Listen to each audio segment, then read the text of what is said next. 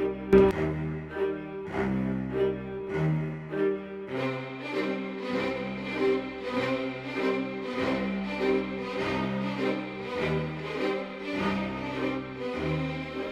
le cadre du chapitre Territoire, population et développement, quels défis, nous allons maintenant étudier le cas de la Russie à travers le thème Développement et inégalité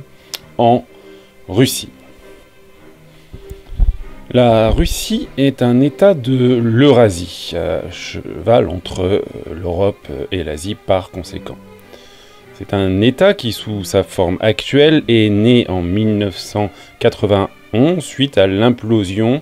de l'URSS. C'est une république présidentielle et fédérale, puisque il y a en Russie un pouvoir essentiellement concentré entre les mains de son président. Président qui, depuis 2012, est Vladimir Poutine. Vladimir Poutine qui règne sur une fédération de Russie qui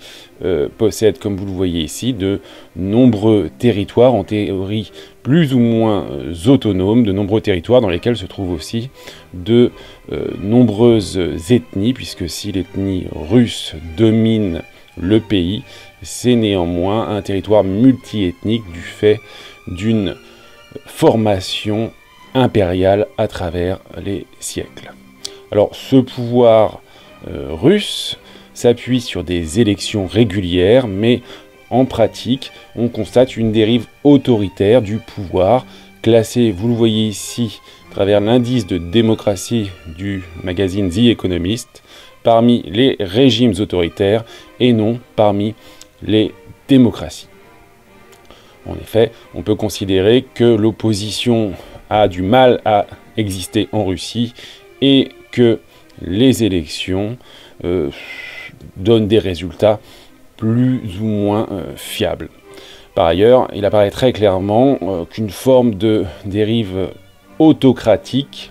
se manifeste à travers Vladimir Poutine, dont on voit ici qu'il met en scène son corps, comme en d'autres temps Mussolini en Italie a pu le faire. À la tête de la Russie et du parti Russie Unie, Vladimir Poutine mène ainsi une politique essentiellement fondée sur le nationalisme, c'est-à-dire la volonté de développer la puissance du pays. Alors la Russie se signale parmi les pays connaissant des problèmes de développement comme étant un pays qui est un pays anciennement industrialisé, un PAI, puisqu'elle a connu une première phase d'industrialisation à partir de la fin du 19e siècle et du début du 20e siècle, mais cette Russie a connu une transition économique suite à la disparition du modèle communiste après la chute de l'URSS en 1991 que nous avons déjà précédemment évoqué. Alors, ce modèle communiste était basé sur une intervention totale de l'État, une répartition des richesses, et la Russie a donc connu une transition vers l'économie de marché, une économie libérale permettant la liberté d'entreprendre, même si on va le voir, l'État garde un rôle important dans le système économique russe. Le nationalisme de Vladimir Poutine cherche donc à entretenir la puissance russe, puissance déclinante après la chute de l'URSS, mais possédant néanmoins certains atouts toujours présents. Elle est ainsi membre permanent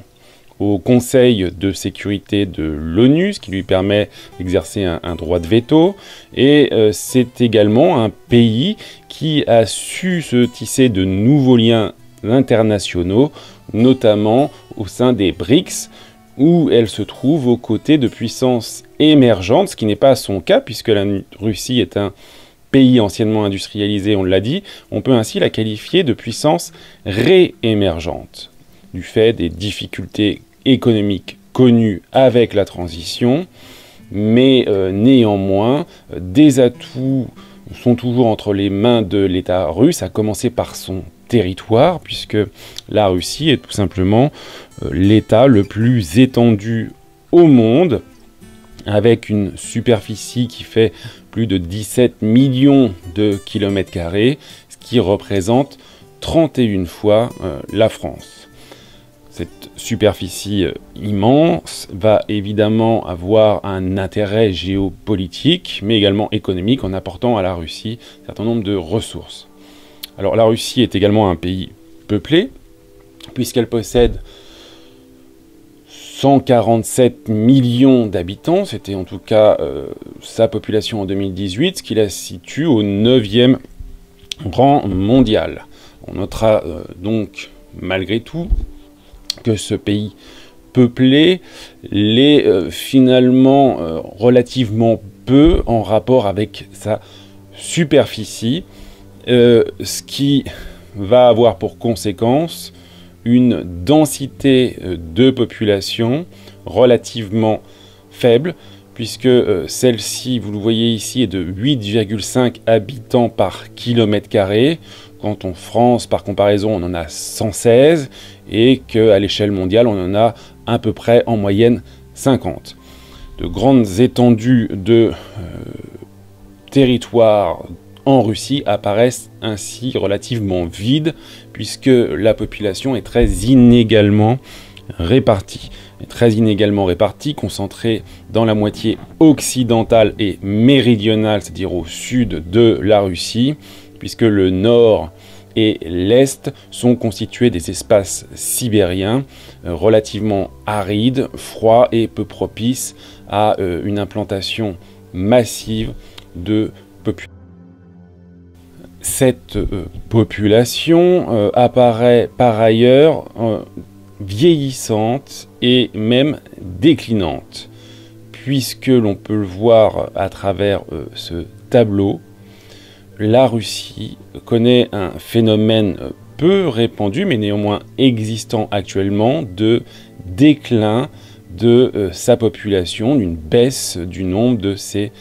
habitants qui pourrait, d'après les projections, s'accentuer. Cette population décline notamment parce qu'elle est vieillissante, comme on le voit sur ce tableau, avec une part de plus en plus importante de la population âgée, puisque cette population de plus de 60 ans est actuellement, a été plutôt en 2010 de 18,3% et qu'on estime, d'après les projections, qu'elle pourrait être de 26,6% en 2030, alors qu'en parallèle, la population jeune s'accroît peu, voire diminue.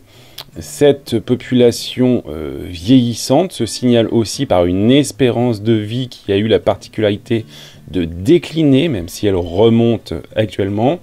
Une espérance de vie relativement faible pour un pays anciennement industrialisé qui est actuellement de 71,3 ans globalement, mais avec une forte disparité entre hommes et femmes, puisque c'est plus de 10 ans qui séparent la moyenne de l'espérance de vie des hommes et des femmes, en défaveur des hommes qui sont notamment plus que les femmes, victimes d'un fléau qui touche massivement les Russes et pèse sur leur santé, qu'est l'alcoolisme. Le vieillissement a des impacts économiques, il pèse ainsi sur le système des retraites, qui a dû être réformé ici en 2018, avec pour conséquence une manifestation, cette retraite ramenée de 60 à 65 ans pour les hommes et de 55 à 63 ans pour les femmes. Retraite qui était, on le voit, avantageuse, ce qui est ici un héritage de l'ancien système soviétique très protecteur pour sa population, même s'il était par ailleurs totalitaire, ou pour le moins dictatorial. Alors néanmoins, certains atouts économiques existent en Russie, qui bénéficie d'un quartier d'affaires moderne à Moscow City sur le mode des CBD, Central Business District, que l'on trouve un peu partout dans le monde avec ses gratte-ciel, ces immeubles où se concentrent les bureaux, et ce quartier d'affaires bénéficie notamment des ressources russes, des matières premières, à commencer par les hydrocarbures qui fournissent à la Russie l'essentiel de ses ressources à travers ses exportations. C'est le premier exportateur mondial de gaz, le deuxième de pétrole, des ressources qu'on trouve notamment dans les régions isolées de Sibérie. Donc cette économie qui s'est libéralisée à travers la transition ne s'est libéralisée en réalité que partiellement, et elle reste largement sous le contrôle de l'État, puisque 10 des 15 plus grandes entreprises sont actuellement des entreprises d'État, à commencer par Gazprom, qui gère donc les hydrocarbures. Et on voit ici que l'État réalise 71% du prêt aux entreprises et une bonne partie des prêts aux particuliers. Donc l'État continue de dominer financièrement cette économie, contrôle 70% du PIB russe, et 20 millions d'emplois sont directement liés à l'État, c'est-à-dire 28% finalement de l'emploi total. Donc un secteur étatique encore très important et qui contrôle largement le fonctionnement économique de la Russie, ce qui atténue l'idée de transition libérale. Alors cette implication massive de l'État, en plus porteur de certaines dérives, a commencé par des problèmes de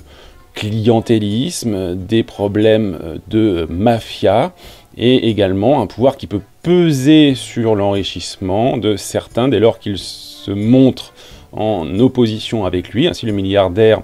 Magomedov, qui est soupçonné d'avoir détourné 35 millions d'euros, a été arrêté en 2018, et régulièrement, des grands hommes d'affaires russes peuvent être inquiétés par le pouvoir s'ils ne sont pas ses complices. Le développement russe apparaît ainsi incomplet, il n'est qu'au 11e rang mondial pour son PIB, son revenu moyen par habitant ne représente qu'un tiers de la moyenne de l'Union européenne, son taux de pauvreté est de 13%, et puis la Russie ne compte que 5 firmes transnationales dans les 500 premières du monde, contre 132 aux États-Unis, 109 à la Chine, ou même 29 pour la France, qui est ainsi une puissance économique bien supérieure finalement à celle de la Russie. Donc le taux de pauvreté de 13% est important. Ceci dit, on voit qu'il diminue néanmoins, mais cette diminution de la pauvreté s'accompagne d'une augmentation des inégalités, comme nous le montre l'indice de Gini, qui calcule donc le niveau des inégalités et qui, comme on l'a vu, s'est considérablement envolé après la transition politique, logiquement, puisque le modèle communiste assurait une forme d'égalité entre les individus qui n'existe plus, avec une minorité de très riches qui contrôlent aujourd'hui l'économie. On voit apparaître ces hommes d'affaires, tels Vladimir Lysin, dans le secteur de la sidérurgie, qui possède plus de 19 milliards de dollars. En 2017, 101 milliardaires russes se partageaient ainsi 26% du PIB. 1% de la population russe concentre 74,5% des richesses nationales.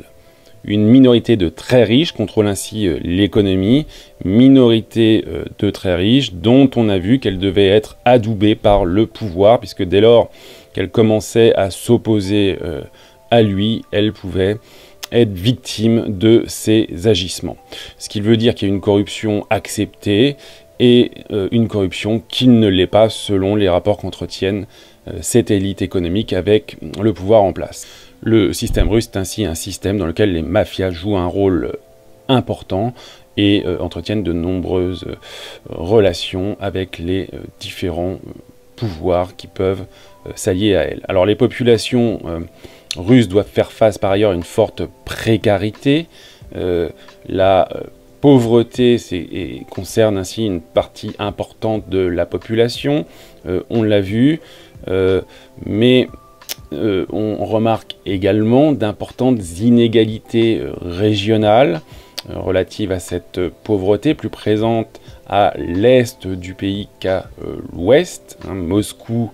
même si elle possède elle aussi ses populations précaires, apparaît comme un îlot de richesse finalement à l'échelle du pays. Et on notera également que le modèle de développement russe est fort peu durable. Il est fort peu durable au sens où il apparaît très nocif pour l'environnement, du fait notamment de l'exploitation importante des hydrocarbures, de l'importance de la pollution, également en regard de l'exploitation de certaines ressources minérales. Et ce développement nocif pour l'environnement eh bien, se signale particulièrement dans certaines localités reposant sur l'exploitation de ces ressources, comme ici la ville